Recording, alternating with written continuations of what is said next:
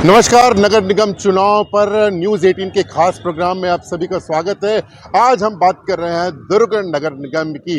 राजनीतिक दृष्टिकोण से ये काफ़ी अहम माना जाता है। यदि पिछले 5 साल की बात किया जाए तो पिछले 5 सालों में शहर में जो है वो कांग्रेसी सत्ता रही थी, जिसमें कांग्रेस के महापौर थे और जो चुनाव हुआ था वो प्रत्यक्ष ना होकर अप्रत्यक्ष तरीके से हुआ था। लेकिन जिस तरह से प्रदेश में सत्ता बदली है उसके बाद में अब जो है महापौर जो है वो सीधे जनता तय करेगी। तो चलिए अब आप बात करेंगे यहाँ की जनता से ही, जानेंगे कि वो किस आधार पर अपने वोटों को देगी, क्या उनके मुद्दे होंगे, कितनी अपेक्षाएं थी वो पूरी हो और कितनी अपेक्षाएं अधूरी रह गई। तो चलिए अब बात करते हैं सीधा लोगों से। जिस तरह से चूल्हे में चाय उबल रही है उसी तरह से इन दिनों दुर्ग की राजनीति भी उबल रही है और होना भी चाहिए, क्योंकि अब नगरीय निकाय चुनाव फिर से आ गए, फिर से चुनाव का दौर आ गया और जिस तरह से चाय की चुस्कियां लिया जा रहे हैं उसी तरह राजनीति की भी चुस्कियां लोग ले रहे हैं। तो चलिए चाय की चुस्की लेते हुए हम कुछ लोगों से उनसे बातचीत करेंगे। एक बार फिर चुनाव आ गया है, कैसा लग रहा है? बहुत बढ़िया लग रहा है और इस तरह से प्रतिद्वंदी होते रहना चाहिए, होता रहना चाहिए। कितना एक्साइटमेंट हो गया चुनाव को लेकर? चुनाव बहुत एक्साइटमेंट हो गया। अब लोगों में प्रतिनिधित्व ऐसी हो गई कि इससे नया नेतृत्व जो है ना, नया नेतृत्व उभरता है। अभी जो है नया नेतृत्व को उभर के आएगा, पुराना खत्म होगा, नया आएगा और युवा को आगे आना चाहिए, सबसे जरूरी युवा को आगे आना चाहिए। क्या लगता है आपको? बिल्कुल बिल्कुल, युवाओं को ही मौका मिलना चाहिए। युवा जो है देश के विकास में अपनी अहम भूमिका निभा सकते हैं, है ना, इसलिए युवाओं को ही मौका मिलना चाहिए। एक युवा को तो मौका मिला था, 5 साल तक धीरज बाकलीवाल के रूप में रहे थे, कैसा देखते हैं? नहीं, वो एक अलग समय था, उस समय कांग्रेस का जोर था, लेकिन इस समय ऐसी कोई बात नहीं है। अब समय बदल गया है और अब बीजेपी का मेयर रहेगा, चाहे जिसको भी टिकट मिले, जीतेगा बीजेपी का महापौर। अच्छा, आप डिक्लेयर कर दिया? बिल्कुल 100%। अच्छा, देखिए युवा अभी जब कांग्रेस का था अब बीजेपी का हो जाएगा। चलिए, क्या लगता है चुनाव को लेकर? चुनाव को लेके जैसा भी होगा जो भी है, लेकिन जैसा भैया ने कहा ये सही बात है कि युवा पीढ़ी को मौका मिलना चाहिए। ये जो है पुराने लोग भी उसमें कंटिन्यू आते रहते हैं और जो बुद्धि जो है वो भी पूरी पुरानी ही लगती है। नए युवा लोगों को मौका दें, चाहे वो महिला हो चाहे वो पुरुष हो, एक मौका तो वाकई सबको मिलना चाहिए। बात की जाती है दुर्ग की बात की जाती है। क्या लगता है कि दुर्ग में कितने विकास होना था, कितना बाकी रह गया? नहीं, विकास तो होना बहुत चाहिए था। हुआ क्या है आज तक? वो भी खास करके दुर्ग में तो क्या हुआ, कुछ तो नहीं हुआ है। ना अच्छी जगह है बैठने के लिए, ना बुजुर्गों के लिए है, ना खैर युवाओं के लिए तो छोड़ दो, ना बुजुर्गों के लिए, ना पार्क है, ना कुछ भी तो नहीं है। क्या है विकास में? हॉस्पिटल आप जाके वकील हैं, वकीलों के लिए क्या है? वकीलों के लिए तो खैर जो है सब यही है, बैठे हैं, इनके रहते तो कोई कमी नहीं है, बाकी सब ठीक है। अब ये हॉस्पिटल दुर्ग की मैं बात अगर करूं, 6 बजे आप चिकित्सालय चले जाइए, आपको वहाँ डॉक्टर नहीं मिलेंगे। ये आप सेक्टर 9 चले जाइए, भिलाई के चले जाइए, आपको मिल जाएंगे। क्या विकास है बताइए ना। क्या लग रहा है चुनाव फिर से आ गया है, फिर जनप्रतिनिधि होगा, फिर से एक नेता चुना जाएगा, ये वही डर रहेगा कि कुछ नया भी आप लोग? नया होना चाहिए। ओबीसी महिला आरक्षित है दुर्ग नगर निगम का महापौर का, तो ओबीसी को अगर मैं बोलूं तो आवर बेस्ट कैंडिडेट इस प्रकार का प्रत्याशी होना चाहिए। जैसे आदरणीय सरोज पांडे जी ने दुर्ग शहर को जो चमकाया था अपने कार्यकाल में, उस टाइप की कोई सोच वाला नया युवा चेहरा है जो दुर्ग को साफ सुथरा, और देश में जैसे विशाखापट्टनम का नाम है, इंदौर का नाम है, वैसा दुर्ग का नाम होना चाहिए। ऐसी साफ सफाई, ऐसी व्यवस्था, जैसे मैडम ने भी कहा, गार्डन होना चाहिए, खेल मैदान तक नहीं है यहाँ के लोगों के पास में, और सब जनप्रतिनिधि सोए हुए हैं। तो कोई अच्छा सशक्त नेतृत्व आए जो दुर्ग शहर के आम नागरिकों की भावनाओं के अनुरूप दुर्ग शहर को विकास की नई ऊंचाइयों की ओर लेके जाए। क्या लगता है पिछले 5 साल में हर बार जो भी आता है वो विकास की बात करता है, विकास के मुद्दे पे चुनाव लड़ता है? पिछली जो कार्यकाल में रहा वो भी विकास की बात बोलते रहे हैं, क्या लग रहा है अभी इस बार? देखिए, जीतने का एक मंत्र है विकास, ये केवल चुनाव तक ही रहता है। उसके बाद से सिर्फ अपने जितने भी आए अपने ही विकास किए हैं। शहर का विकास शहर में दिख रहा है कि यहाँ जितने एक्सीडेंट होते हैं, डिवाइडर यहाँ छोटा सा इंदिरा मार्केट में कहीं कुछ नहीं है। एक अगर मान लो ग्रीन चौक से अगर कोई ट्रैफिक के पीछे आ रहा तो इंदिरा मार्केट तक पीछे आते रहेगा। 20 फीट की रोड है, बीच में डिवाइडर कर दिया, आज तक हटाया नहीं गया है। विकास कहीं कोई फाउंटेन नहीं है, कोई हॉस्पिटल नहीं है, कोई बैठने का गार्डन नहीं है, ना कोई चौपाटी नहीं है, कहीं सुकून नहीं है। इतना एक ठो ग्राउंड है जो स्टेडियम में लिया जा सके। हमारे एडवोकेट के बैठने के लिए ले दे के पिछली सरकार ने कुछ फंड आए थे, वो भी रिफंड हो दिए गए हैं। वो भी हम चाहते हैं कि सरकार में आए कम से कम। बहुत महत्वाकांक्षाएं रहती हैं जनता की, नेता चुन लिए जाते हैं, वहाँ से पैसे आते नहीं, आते भी तो पता नहीं चलता। कोई विज़न, कोई प्लानिंग वाला कोई मेयर आया ही नहीं आज तक कि शहर को डेवलपमेंट और कोई विकास कर सके। जैसा भिलाई में हुआ है, पड़ोसी है, ट्विन सिटी है, तो वैसा यहाँ हुआ नहीं है। क्यों नहीं हुआ? कोई प्लानिंग से कोई काम नहीं होता है, वैसे कोई सपोर्ट नहीं मिलता है, या क्या नहीं है वो गॉड नोस। लेकिन यहाँ विकास नहीं हुआ अभी जैसा होना चाहिए था। 2 बार के मुख्यमंत्री मोतीलाल जी वोरा रहे हैं, उनके नाम से शहर को जाना जाता है, लेकिन आज तक लगता नहीं कि उनका शहर है करके। तो इसलिए मुझे लगता है कि विकास की यहाँ बहुत ज़रूरत है। आप लोग वोट देंगे, किस तरह का आधार होगा आपका? मतलब हमारा तो आधार ये होगा कि जो घोषणा की जाती किसी भी पार्टी द्वारा, वो घोषणाओं को पूरे करना चाहिए। रोड, नाली और जो स्पोर्ट्स की सुविधाएं हैं, वो सब बेसिक सुविधाएं होनी चाहिए, ताकि बड़ों वोटर के साथ बच्चों का भी विकास हो सके। क्योंकि बच्चे कल के वोटर बनेंगे, वही देश का भविष्य है। इसलिए अगर उनके लिए खेल का मैदान पर्याप्त नहीं है, तो इसको विकास की श्रेणी में नहीं लिया सकता। हर सरकारें अपने अपने तरीके से मतदाताओं को लुभाने का प्रयास करती है। कोई चावल दे रहा है, कोई महिलाओं को कुछ और दे रहा है, हर विकल्प। क्या लगता है कि इस बीच में यहाँ पे जब चुनाव होंगे तो सरकार को क्या लोगों की बात किया जाता है, लोगों को क्या आधार ये होना चाहिए, या विकास आप लोग का मौका? जो लोग भी चावल बांट रहे हैं या महिलाओं को पैसा बांट रहे हैं, कोई भी पार्टी का नेता हो, सबसे पहले उसके खिलाफ अपराध पंजीबद्ध होना चाहिए। ये कोई पैमाना नहीं है कि महिलाओं को 2,500 दे दो, 2,000 दे दो। ऐसे में पूरा देश जो है वो आलस से पूरे आलसी हो गया, कोई काम नहीं करना चाहता। जहाँ तक विजन की बात है, यहाँ पर छत्तीसगढ़ में देख लो, छत्तीसगढ़ का कोई बच्चा अगर आपको यहाँ नौकरी करते दिखेगा तो मेरे को बताइएगा। सब बैंगलोर, पूना, बॉम्बे चले जाते हैं। तो विकास है ही नहीं, सिर्फ स्कूल के नाम पे कि अच्छा स्कूल बना दो। आप जाके देखिए रायपुर में कोई फैक्ट्री नहीं, कोई इंडस्ट्री नहीं, कोई बड़े इंस्टीट्यूट नहीं, कोई है ही नहीं। तो बच्चे कहाँ जाएंगे? और किसी ने आज तक अभी तक मैं तो नहीं देखा किसी को काम करते, सब अपना विकास किए हैं।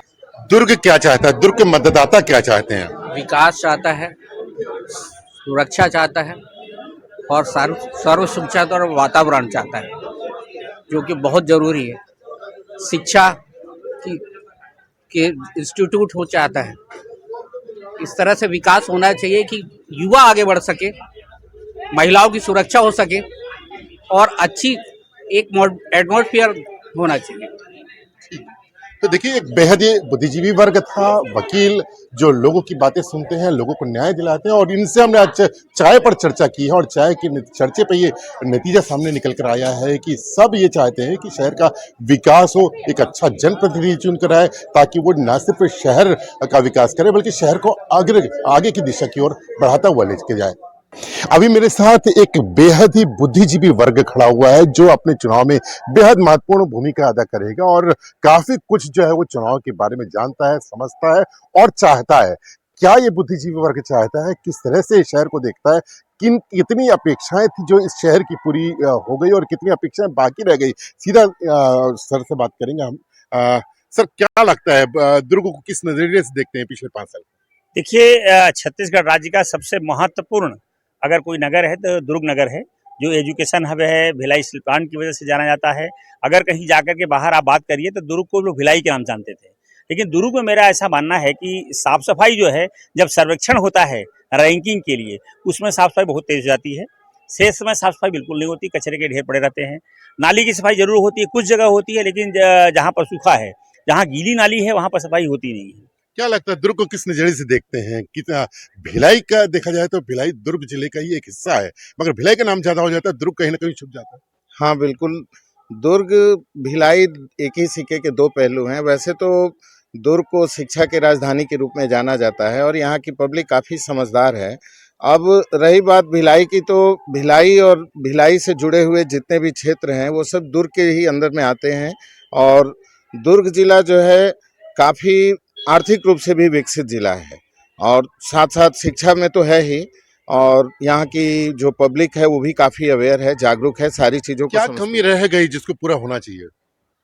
कमी की बात करें तो जैसा कि सर ने बताया अभी, और बहुत सारी ऐसी चीज़ें हैं जिसमें बदलाव लाने की ज़रूरत है। साफ सफाई पे थोड़ा सा ध्यान देना है और प्रजा के हित में जो भी यहाँ के लोग हैं वो थोड़ा सा जो चीज़ें नज़रअंदाज होती हैं उन पे ध्यान देने की ज़रूरत है।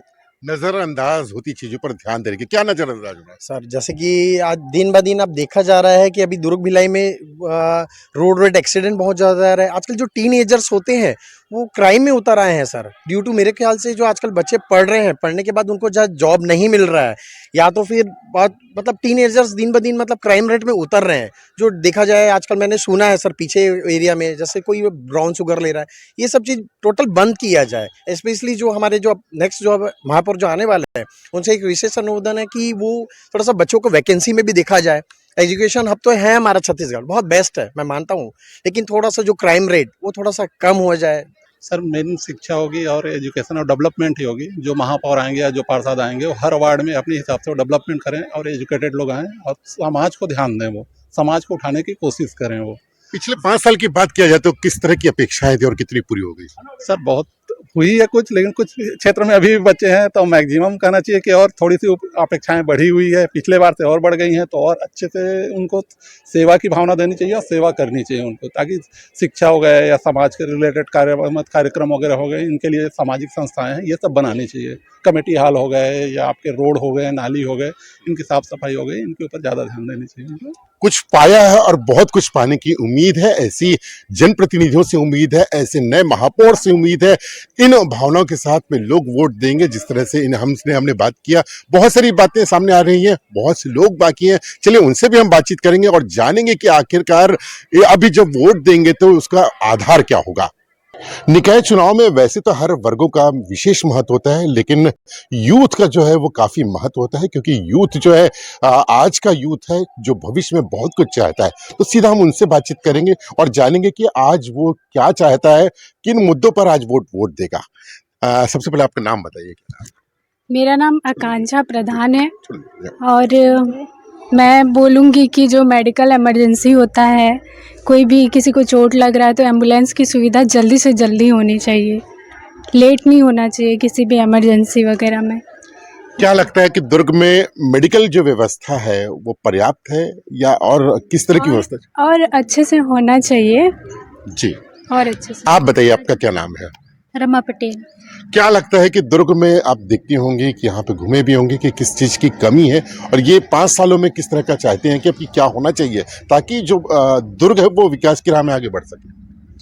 सबसे पहले तो चिकित्सा ही है, तो चिकित्सा सबसे अच्छी हो यहाँ, उसकी व्यवस्था। आप लोग यूथ हो, किस तरह की शिक्षा में बढ़ावा चाहते हैं आप लोग?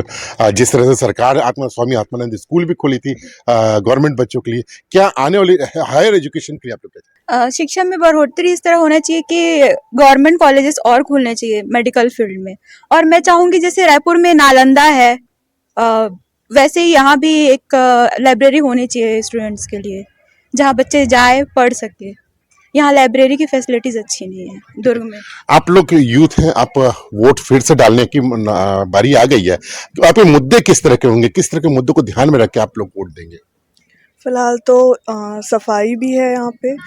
दुर्ग जो है वो भिलाई से गांव टाइप में नज़र आता है, भिलाई शहर हो जाता है और वो हम लोग का एजुकेशन हब भी बन जाता है। दुर्ग में यहाँ पे हम लोग को एजुकेशन सिस्टम हमारा इम्प्रूव करने की ज़रूरत है। एज अ यूथ मैं एक ऐसे पर्सन को वोट देना चाहूँगी जो स्टूडेंट्स के हित में काम करे। लाइक हमारे जैसे कुछ कोर्सेज़ के लिए हमें पढ़ने के लिए आउट ऑफ स्टेट जाना पड़ता है, तो आई वुड सजेस्ट कि वो सारे जो कोर्सेज हैं वो यहाँ छत्तीसगढ़ में होने चाहिए, ताकि हमको बाहर अपनी फैमिली से दूर नहीं जाना पड़े। जी, शहर में किस तरह की व्यवस्था चाहते हैं आप लोग? क्योंकि 5 साल फिर एक नया जनप्रतिनिधि होगा, फिर एक नए सिरे से काम होगा, तो कैसी व्यवस्था चाहते हैं आप? सर मैं चाहती हूँ कि जैसे हम बच्चे पढ़ते हैं तो पढ़ते पढ़ते हमारा ब्रेन में वो मतलब ज़्यादा स्ट्रेस वगैरह होता है, तो भूख वगैरह लगता है, तो यहाँ आसपास खाने वाने को कुछ रहता नहीं है, हर चीज़ के लिए हम भिलाई जाना पड़ता है। दुर्ग में वैसा व्यवस्था नहीं है और स्टडी रिलेटेड भी हर चीज़ के लिए भिलाई ही जाना पड़ता है। जी, दुर्ग में कैसे देखते हैं कि पिछले 5 साल के कार्यकाल किस तरह का रहा, आने वाले समय में किस तरह की व्यवस्था चाहती है? सर जनरली हर इलेक्शन में यही होता है, एक साइकिल रिपीट करते रहते हैं वो कि अगली बार हम एजुकेशन पे भी काम करेंगे, हम हेल्थ केयर पे भी काम करेंगे, हम खाना भी बनाएंगे, हम दुर्ग को भिलाई जैसा बना देंगे, रायपुर जैसा बना देंगे। इन द एंड होता क्या है, कुछ नहीं होता है। पोर्ट होल्स नहीं भरे जाते हैं, हर बार कुछ नया एक्सीडेंट हो रहा है, कुछ नया ड्रामा हो रहा है। अभी थोड़े दिन पहले ही हाईवे के ऊपर एक्सीडेंट हो रखा था, आई विटनेस्ड इट माई सेल्फ। फिर वो एक अलग इशू बनता है।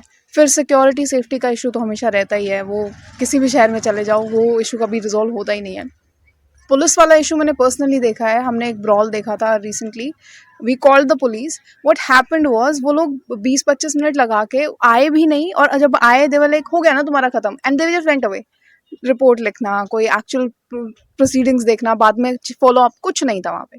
अगर कोई मर वगैरह जाए तो इट इज़ लाइक वो बाद में आएंगे, एक बार चाय पानी वो भी तुम ही दोगे और फिर बाद में वो चले जाएंगे. Nothing is going to happen. फिर एज अ स्पोर्ट्स एंथुजियास्ट मेरे को ये भी पता है कि यहाँ पे स्टेडियम्स की हालत भी बहुत ख़राब है. एक इशू नहीं है, इसीलिए हमें देखना होगा कि कोई ऐसा इंसान जिसके पास थोड़ा विजन हो, जो अगले 5 साल के लिए इस एरिया को इम्प्रूव करने के लिए सच में सोचे. वोट देंगी तो क्या पार्टी महत्व रखेगा कि जो काम करने वाला है वो व्यक्ति महत्वपूर्ण? नहीं, ऑफ कोर्स जो काम करने वाला है उसको हम लोग फर्स्ट प्रायोरिटी देंगे. बाकी पार्टी कोई सी भी रहे, काम इम्पॉर्टेंट है, काम होना चाहिए. एज सेड अर्लियर, इन्होंने सबने कहा कि एजुकेशन पर्पस यहाँ पे सबको भिलाई जाना पड़ता है फॉर एजुकेशनल पर्पस. वैसे ही यहाँ पे BMS की कॉलेजेस सिर्फ ये एक ही कॉलेज है, और वी वांट कि और यहाँ पे BMS आयुष मंत्रालय यहाँ पे और काम करे, और हम लोग चाहते हैं कि और इस कोर्स को महत्व दिया जाए और आगे बढ़ाया जाए. देखिए, मुद्दे किस तरह के रखेंगे आप लोग? जब वोट देंगे तो मुद्दे क्या होंगे आप लोग? मेरा मुद्दा यही होगा कि प्राइवेट कोचिंग जो है, हम बाहर से स्टूडेंट्स बहुत आते हैं यहाँ प्राइवेट कोचिंग के लिए, तो बहुत पैसे लिया जाता है. तो उसके लिए एक रूल बनाया जाए, और उनके बैनर्स भी यही रहते हैं कि हम 100% आपको रिजल्ट देंगे, पर रिजल्ट ऐसे आ नहीं पाते हैं, तो उसके लिए कुछ किया जाए. देखिए, क्या लगता है कि 5 सालों में किस तरह के विकास हुए और विकास में गति देने के लिए किस तरह के प्रयास होना चाहिए? सर, एज अ यूथ मैं तो यही चाहूँगी कि स्टडी रिलेटेड इश्यूज़ जो है वो जल्दी सॉल्व हो, क्योंकि हम लोग बहुत दूर दूर से भी आते हैं यहाँ पढ़ने के लिए, और ऐसे प्राइवेट कॉलेजेस में इतना पैसा इन्वेस्ट करना सबकी मतलब बात नहीं हो पाती है. सब इतना पैसा नहीं इन्वेस्ट कर पाते हैं. तो मेरे हिसाब से स्टडी को प्रेफरेंस देके थोड़ा मतलब मिडिल क्लास पीपल के लिए अफोर्डेबल करना चाहिए स्टडी रिलेटेड इश्यूज़. ठीक है, तो देखिए, ये यूथ है जो बता रहा था कि किस तरह से इनकी आवश्यकता है. जो भी जनप्रतिनिधि हो वो सिर्फ एक जगह तक सीमित ना रहो. मूलभूत सुविधाएं तो सबको नसीब हो, लेकिन साथ में जो उच्च शिक्षा जैसी बात है, स्वास्थ्य जैसी बात है, उस पर भी ध्यान दिया जाए. तो ये थी शहर की जनता जो बता रही थी कि पिछले 5 सालों में उन्होंने क्या पाया, क्या खोया, क्या अपेक्षाएं थी और कितनी अपेक्षाएं पूरी नहीं हो पाई. ये जो भी आने वाले समय में जनप्रतिनिधि होगा, यहाँ की जनता यही चाहती है कि वो शहर का बेहतर विकास करे और जो नागरिकों की जो सुविधाएं हैं उनको वो पूरा करे. न्यूज़ 18 छत्तीसगढ़ के लिए दुर्ग से मिथिलेश ठाकुर.